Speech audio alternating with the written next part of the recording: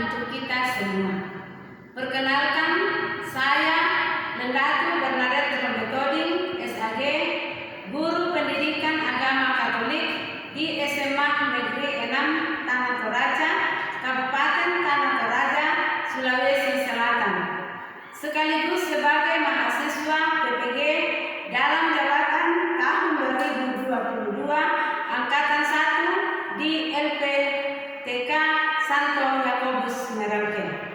Pada kesempatan ini, Kamis tanggal 12 Januari tahun 2023, saya akan melaksanakan ujian kinerja praktek pembelajaran secara luring di SMA Negeri 6 Tanah Toraja, Kabupaten Tanah Toraja, Provinsi Sulawesi Selatan.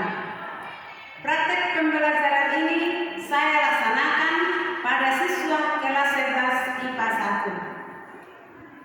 Materi pokok tugas gereja yang menguduskan. Berikut video pembelajaran saya. Selamat menyaksikan. Selamat pagi semua. Selamat pagi, Ibu. Apa kabar? Baik, sehat, semangat, luar biasa. Puji Tuhan, ternyata anak-anak sekalian merasa semangat. Apalagi sudah memasuki tahun baru. Jadi suasana Natal dan tahun baru masih menutupi anak-anak sekalian, sehingga mereka semuanya dalam keadaan semangat. Dan harapan kita di tahun 2023 ini semoga sukacita Natal ya, dan sukacita tahun baru selalu bersama-sama dengan kita. Amin. Oke. Nah, pada hari ini kita akan masuk pada proses pembelajaran. Hari ini ya, pada awal tahun. Sebelum kita masuk dalam proses pembelajaran, Ibu akan membagi dalam 3 kelompok. Ya, kelompok yang pertama adalah kelompok sakramen inisiasi. Ya, sakramen inisiasi. Yang kedua, kelompok sakramen penyembuhan. Lalu yang ketiga, kelompok sakramen pelayanan dan penulisan. Mengapa Ibu bagi dalam 6 kelompok seperti itu? Karena yang akan kita belajar hari ini adalah gereja yang menguduskan. Sebelum kita lanjut, Ibu akan mengaksen dulu ya. Sintasya, hadir Bu. Maria Nasawati, hadir Bu. Asdian Gayatri, hadir Bu. Semuanya sudah hadir ya? Iya. Oke. Hari ini sebelum kita melanjutkan pembelajaran kita awali dengan doa. Salah satu dari anak sekalian, saya minta untuk Ibu minta untuk pimpin doa. Mari kita satu dalam doa. Bagi Bapa dan Putra dan Roh Kudus. Amin. Ya Allah yang Maha Kudus, melalui sakramen pembaptisan Engkau telah mengangkat kami menjadi putra-putrimu. Demikian juga melalui sakramen-sakramen yang Engkau curahkan melalui gerejamu telah menguduskan kami semua, sehingga layaklah kami memperoleh hidup abadi.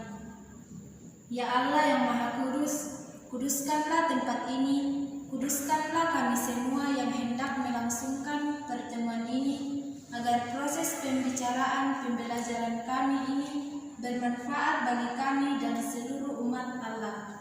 Engkau yang hidup dan berkuasa kini dan sepanjang masa. Amin. Dalam nama Bapa dan Putra dan Roh Kudus. Amin. Baik, terima kasih kepada Ibu Maria Nasawati. Kita beri tepuk tangan dulu. Untuk selanjutnya, Ibu akan tanya ya, untuk mengingatkan materi kita minggu lalu ya. Ibu akan tanya apa materi kita minggu lalu. Oke, silakan. Kira kita tahu dalam gereja kami. Ya,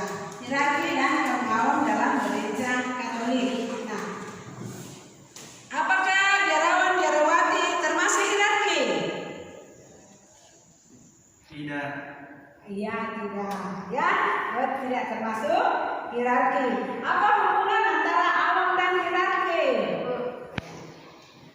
Hierarki dan kaum awam memiliki martabat yang sama. Mereka menjalankan fungsinya. Hierarki bertugas memimpin dan mempersatukan umat, dan kaum awam berasul dalam tata dunia. Kaum awam bukanlah bawahan hierarki, melainkan partner kerja hierarki. Iya.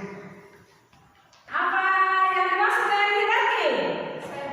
Oh ya, terus Hierarki adalah susunan kepemimpinan dalam gereja Katolik yang telah menerima tabisan suci seperti paus, uskup yang dibantu oleh pastor dan diakon.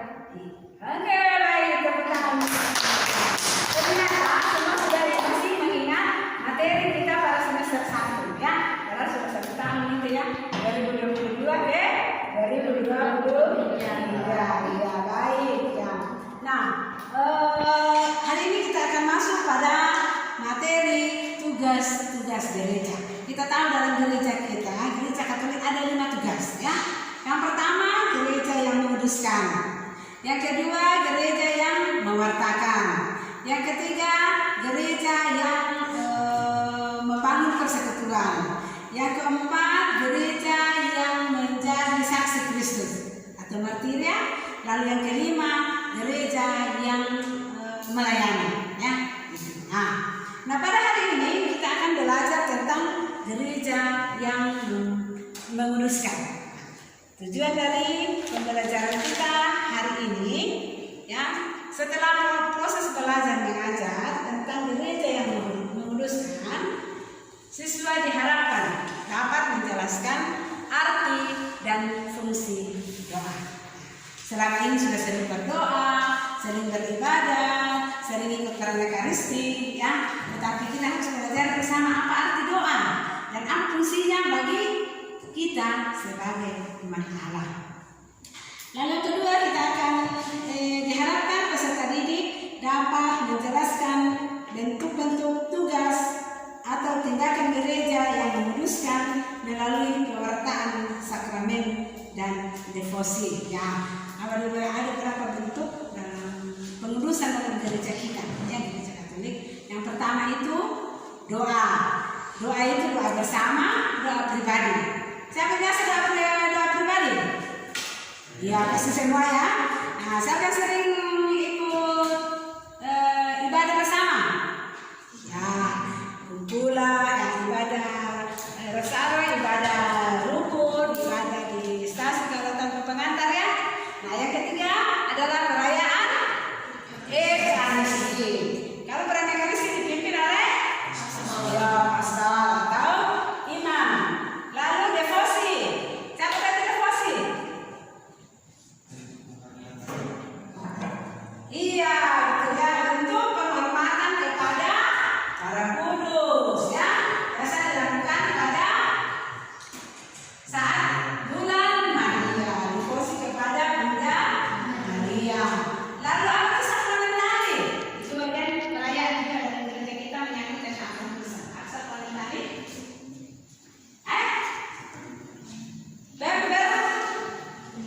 Pemberkatan. Ya, ini baru-baru di September ini banyak pemberkatan. Pemberkatan rumah, pemberkatan lubuk, ya, pemberkatan alat-alat pertanian, pemberkatan kendaraan kalau beli motor baru, ya, bawa ke pastor mohon di sakramen tali. Ya, dengan harapan benda ini kita gunakan dalam keselamatan. Ya, itu. Lalu yang terakhir diharapkan setelah kita belajar ini, diharapkan anak-anak sekalian terlibat dalam tugas gereja pengudusan. Ya, aktif dalam ikut ibadah. Ya, dan rajin-rajin berdoa.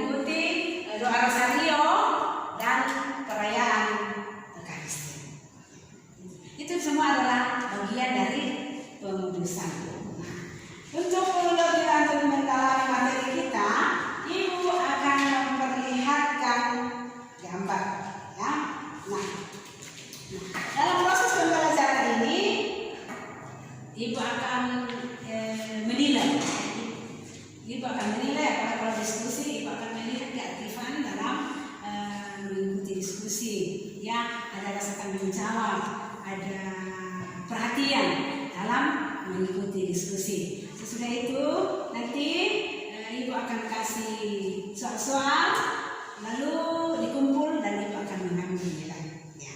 Nah, sesudah itu sambil juga ibu akan amati di stasi-stasi anak.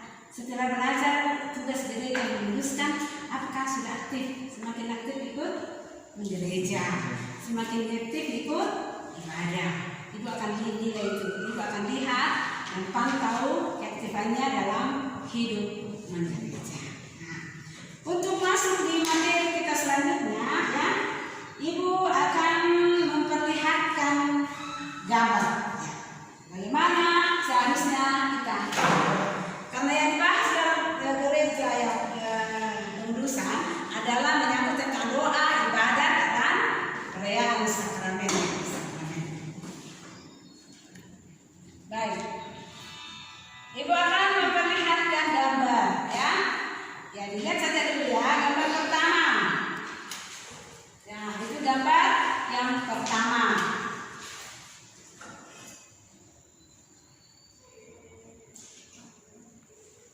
Gambar yang kedua.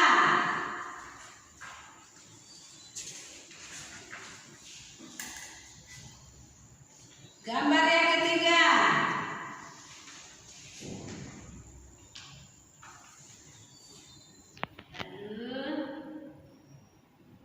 Gambar yang keempat. Ya, lihat ya.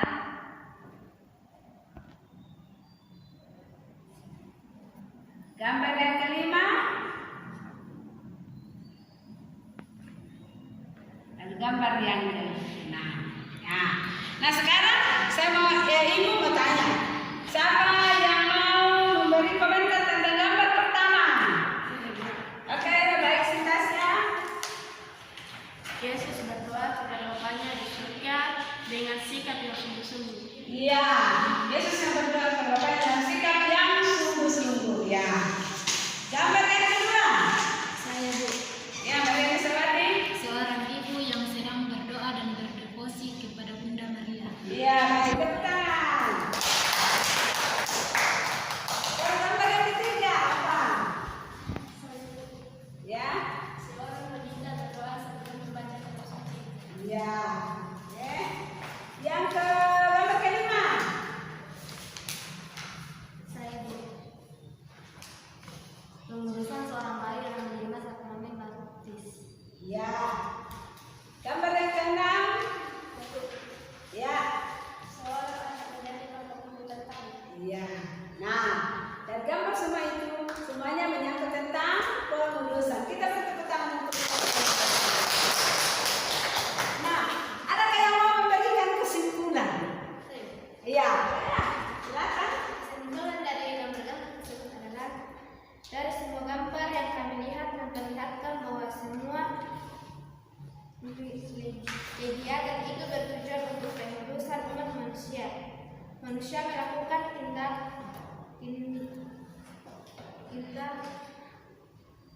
tindakan doa dan Tuhan mencurahkan amanah pengudusan. Iya. Tepuk tangan. Kita menunjukkan dari gambar. Nah, ibu akan menjelaskan lagi. Nanti kita lihat. Nah, ini ada di sini saya ibu tampilkan PowerPoint tentang tugas gereja. Lihat ya, tugas gereja yang pertama adalah gereja yang menguduskan atau liturgia. Yang kedua, gereja yang mewartakan kabar gembira atau kerema. Yang ketiga, gereja yang melayani atau diakonia. Keempat, gereja yang bersaksi atau ya. Lalu yang kelima, gereja yang itulah tugas dari hierarki dan kita semua mengambil bagian dalam 5 tugas gereja. Nah, tugas gereja itu yang menguruskan itu meliputi bentuk-bentuk pengurusan dalam gereja Katolik. Yang pertama adalah doa. Yang kedua, perayaan sakramen. Yang ketiga, perayaan sakramentali. Dan keempat, perayaan devosi. Kita lihat satu persatu. Arti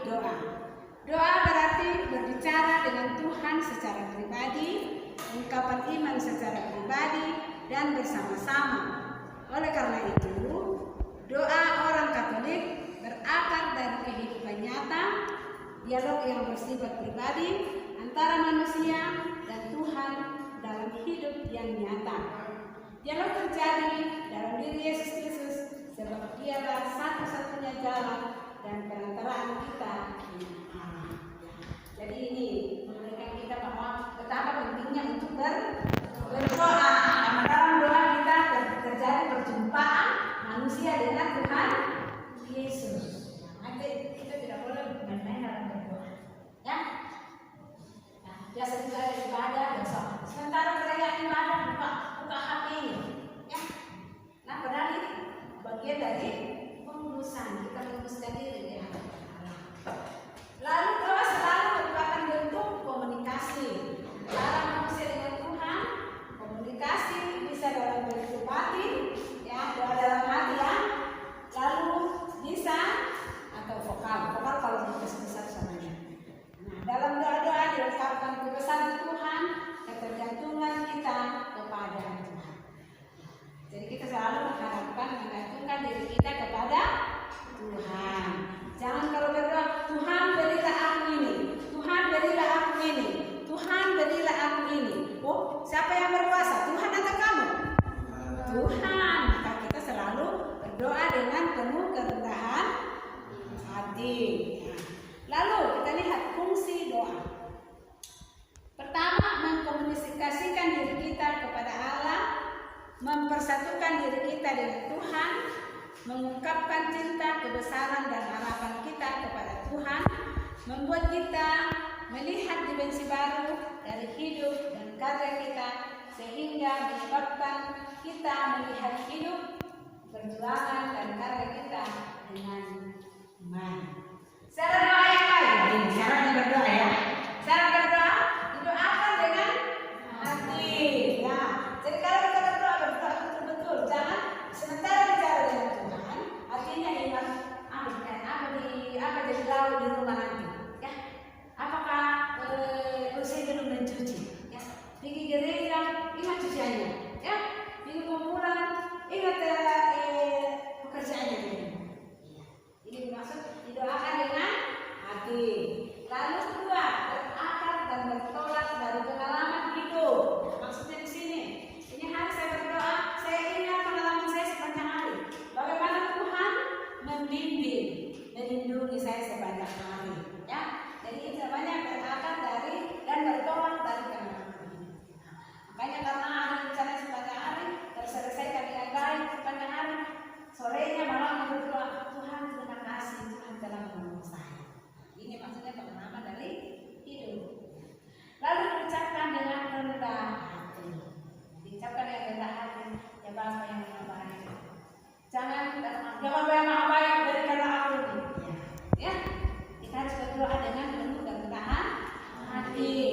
Lalu cara berdoa yang baik, berdoa secara batinnya, tetapi jika engkau teks kitab suci mengatakan, tetapi jika engkau berdoa, masuklah ke dalam kamarmu, tutuplah pintu dan berdoalah kepada Bapamu di surga di tempat yang tersembunyi.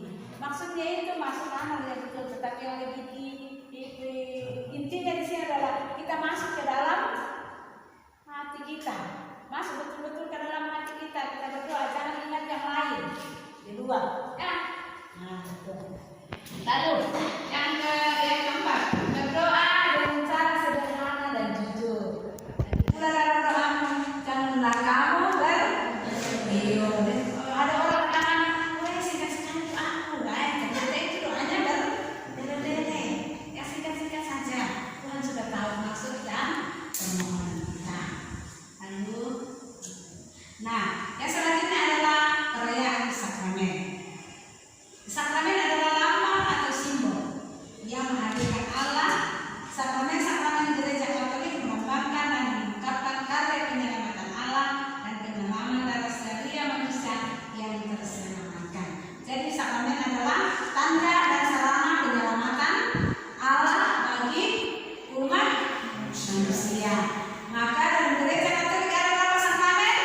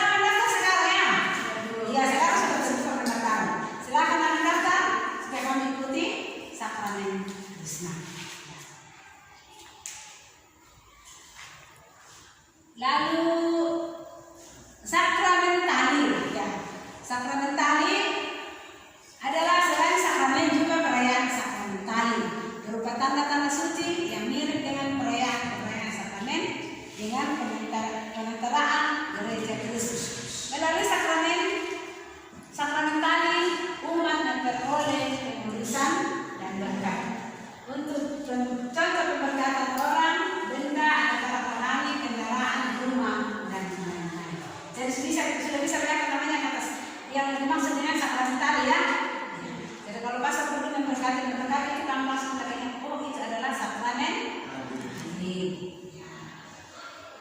Lalu devosi. Devosi merupakan penghormatan seperti penghormatan khusus kepada rahasia kehidupan Yesus, penghormatan sakramen Maha Kudus, juga kepada orang-orang kudus, atau devosi kepada Bunda Maria. Nah, devosi ini kapan diadakan? Pada bulan berapa? Bulan 5. Bulan berapa lagi? Bulan 10. Siapa yang harus ikut ke Rosario? Ya, jangan malu-malu angkat tangan. Ya, bahkan bisa memimpin doa Rosario. Kalau tidak hadir, silakan anak-anak sekalian ambil bagian. Ya. Nah, dari pengurusan ini yang Ibu paparkan itu saya harap supaya anak-anak sekalian aktif. Ya. Untuk mendalami materi ini, kita akan masuk dalam teks kitab suci. Kita akan mendalami teks kitab suci. Nah, Ibu akan membagikan lembar kerja peserta didik.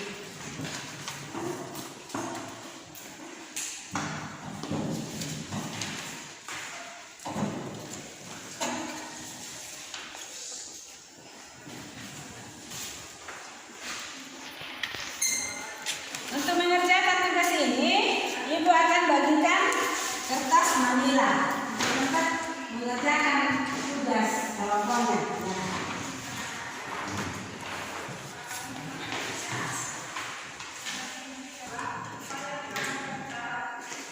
Ya. Nah, teks yang akan kita dalami bersama tentang sakramen, tentang gereja yang menguduskan, berada pada Matius 6 ayat 5 sampai 15. Jadi masing-masing kelompok silakan baca lalu kerjakan ya untuk tugas kelompoknya.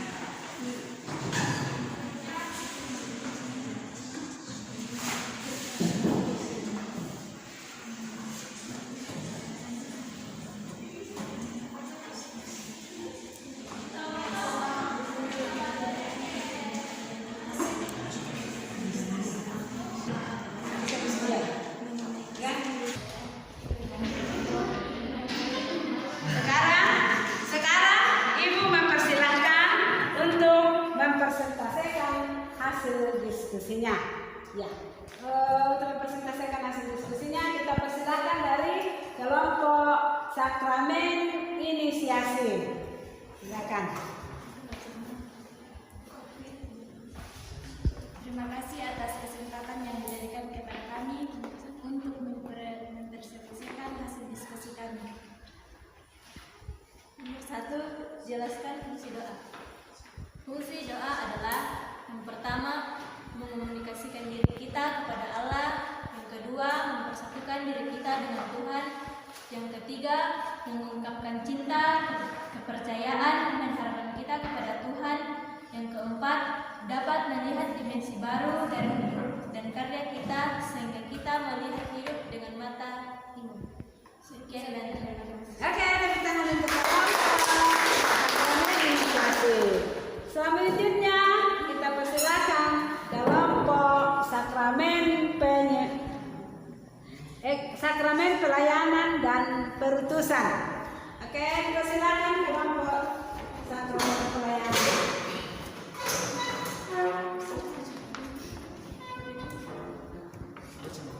Ya, terima kasih atas kesempatan yang diberikan kepada kami dari kelompok sakramen pelayanan dan perutusan. Kami akan membacakan hasil presentasi kami. Yang pertama, pertanyaan yang pertama, apa pesan teks kitab suci di atas mengenai berdoa? Doa menurut kitab suci adalah doa berarti mengarahkan hati kepada Tuhan. Oleh karena itu, doa tidak membutuhkan banyak kata dan tidak terikat pada waktu. Doa juga bentuk komunikasi antara manusia dengan Tuhan. Pertanyaan yang kedua, bagaimana cara kita seharusnya berdoa? Cara berdoa yang baik menurut teks kitab suci adalah mengarahkan hati kepada Tuhan secara batiniah dengan sederhana, jujur dan tidak bertele-tele. Sekian presentasi dari kami, semoga apa yang kami presentasikan boleh teman-teman pahami dengan baik. Sekian dan terima kasih. Iya, baik.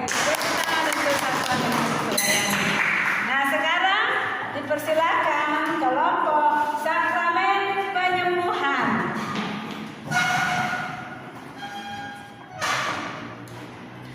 Terima kasih atas kesempatan yang diberikan kepada kelompok kami untuk menyampaikan hasil presentasi kami.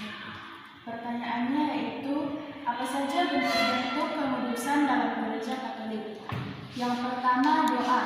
Doa berarti berbicara dengan Tuhan secara pribadi atau ungkapan iman secara pribadi dan bersama-sama. Yang kedua, sakramen. Sakramen adalah tanda kehadiran Kristus menantikan sikap pribadi atau sikap batin dari manusia. Jadi, perayaan sakramen adalah suatu pertemuan antara Kristus dan manusia. Yang ketiga, sakramentali. Sakramentali yaitu tanda-tanda suci berupa ibadat, upacara, atau pemberkatan yang mirip dengan sakramen-sakramen seperti pemberkatan orang, benda-benda rohani, alat-alat pertanian, dan pemberkatan rumah. Yang keempat, devosi. Devosi adalah bentuk-bentuk penghormatan atau kebaktian khusus orang atau umat beriman kepada rahasia kehidupan Yesus. Misalnya devosi kepada Bunda Maria, berdoa rosario, dan lain-lain. Demikian hasil presentasi dari kelompok kami. Jika ada kata yang tidak benar di hati kita, mohon dimaafkan. Iya, beri tepuk tangan untuk saya. Ya, baik, terima kasih telah membacakan hasil diskusi malam kami. Nah, sekarang Ibu persilakan membuat rangkuman dari apa yang telah kita diskusikan.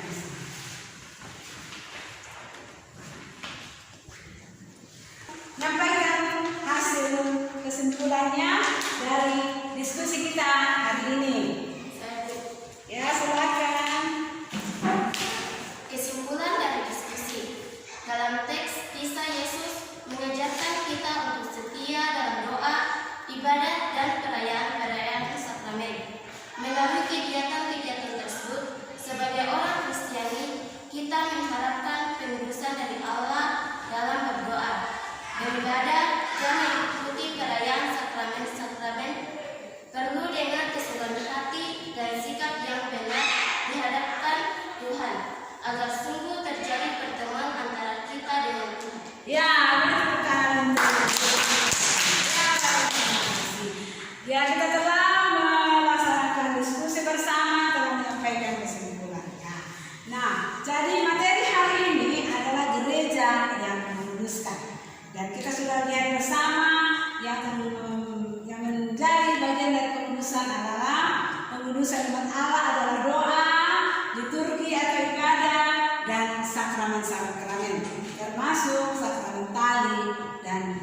Gusti. Nah, harapan ibu ya, harapan ibu setelah materi ini, saya harap, ibu harapkan agar anak-anakku sekalian lebih aktif dalam hidup menggereja, aktif dalam doa bersama ataupun pulang rosario atau ibadat-ibadat dirukun di stasi ya, ibadat-ibadat OMK ya.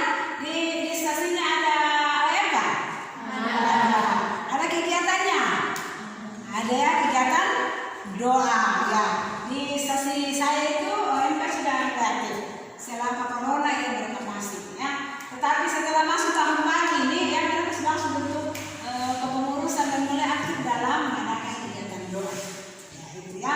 Jadi mereka sudah pegang ini tema Natal ini baru-baru, pulanglah dan cari jalan lain. Jadi menurut OMK, anak-anak sekalian berusaha untuk kembali dengan jalan yang lain. Jangan lalu jalan yang lama, selama ini tidak aktif di gereja, sekarang berubah dan mengikuti jalan lain, yaitu aktif dalam ikut menggereja ya. Seperti doa, ibadah bersama orang tua, rukun atau perayaan-perayaan Ekaristi di mana saja diadakan. Ya, itu yang ibu harapkan dari anak-anakku sekalian. Nah, jadi sebelum kita menutup pembelajaran kita hari ini, ibu akan tanya ya. Nah, apakah materi pembelajaran hari ini bermanfaat bagi anak-anak sekalian? Bermanfaat sekali, karena lebih aktif lagi dalam kegiatan pengurusan umat. Lalu apakah proses belajar mengajar ini hari ini berjalan bagus? Ya. Pahami dengan jelas. Oke, nah untuk mengakhiri pertemuan kita, saya minta kita duduk dengan sikap yang baik ya. Pertemuan kita menutup mengambil sikap yang baik, tutup mata ya, dan kita berdoa, menyanyi, lipatlah tangan dan tutup mata ya.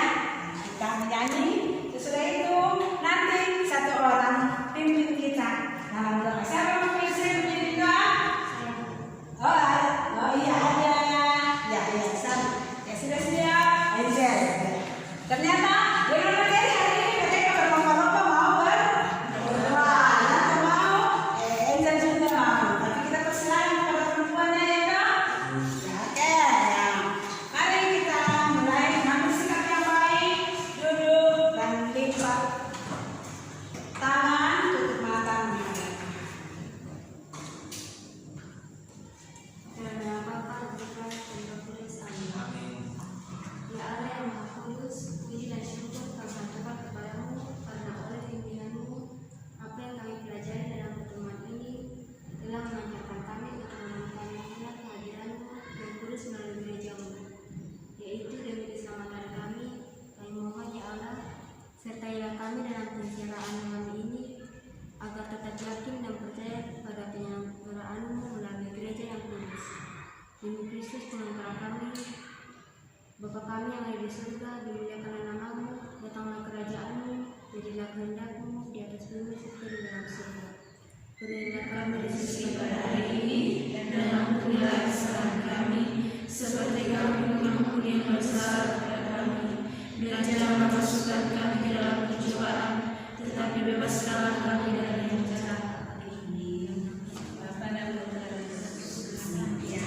Baik, sebelum kita pulang ya, ada tugas yang diberikan oleh ibu ya. Tugasnya di rumah ya, harus dikerjakan.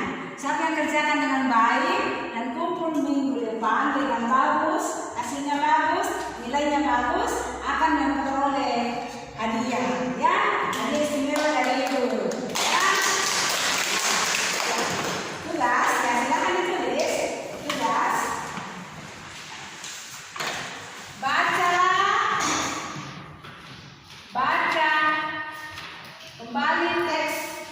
suci. Baca kembali teks kitab suci. Injil Matius 6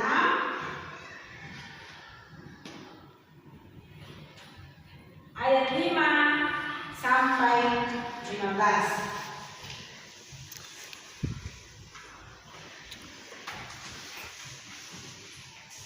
Lalu refleksikan, kemudian refleksikan,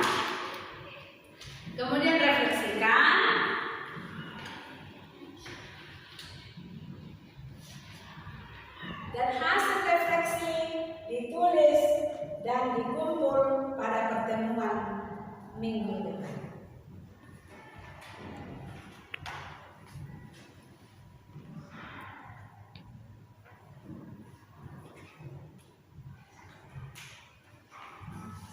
Kumpul pada minggu depan. Nah, jadi minggu depan tugasnya kumpulnya ibu akan memberi nilai. Kalau nilai hasilnya bangsa akan mendapat hadiah dari ibu. Baik, sampai di sini proses pembelajaran kita pada hari ini.